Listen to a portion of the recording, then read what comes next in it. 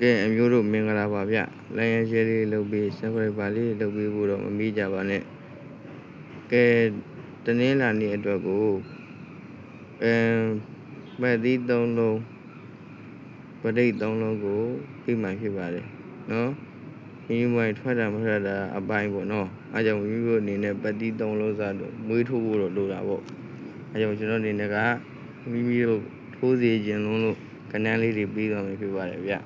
အညိုးတို့တွေနဲ့ line ရှယ်လေးတွေလုပ်ပြီးစင်ခွန်ပါလေးတွေနှိပ်ပြီးပါဗျပထမဦးချက်အနေနဲ့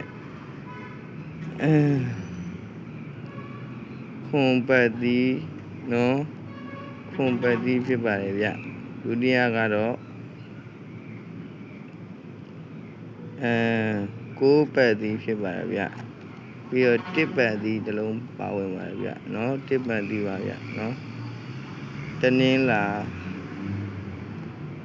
ဟူးမကြော်ဘူးဗျဟူးမကြော်ပါဗျနော်ဟူးမကြော်ပါဘူးအဲတောင်းလုံးနဲ့တစ်လုံးကတော့ဟူးမကြော်ပါဘူးဗျနော်ရောင်မိမိတို့ကြိုက်တယ်ဆိုရင်ခွန်ကိုးတစ်ပတ်သီးဖြစ်ပါတယ်နော်ပရိတ်ကတော့ပတ်သီးဖြစ်ပါတယ်နော်ဒါပတ်သီးပါဗျပရိတ်ကတော့ကိုးပရိတ်5ပရိတ်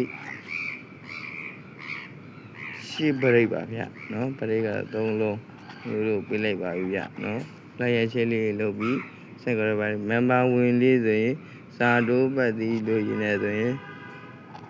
စာတိုးပတ်သီးလို့ရင်းနေဆိုရင်စာတိုးပတ်သီးလို့ချင်း5ပါ39 696 910 536ပါဗျနော်မဆန့်လို့နော်99696 910ပြန်ရေးပါမယ်99696 910 536ပါဗျနော်အဲဒီလက်ရရှယ်လေးလုပ်ပြီးဆက်ရပါလေးနေသွားပြကြပါနော်ဒီလိုချစ်ပါတယ်ဗျအညိုးလက်ရရှယ်လေးလုပ်ပြီးတော့ဆက်ခိုက်ပါလေးနေသွားပြီးလို့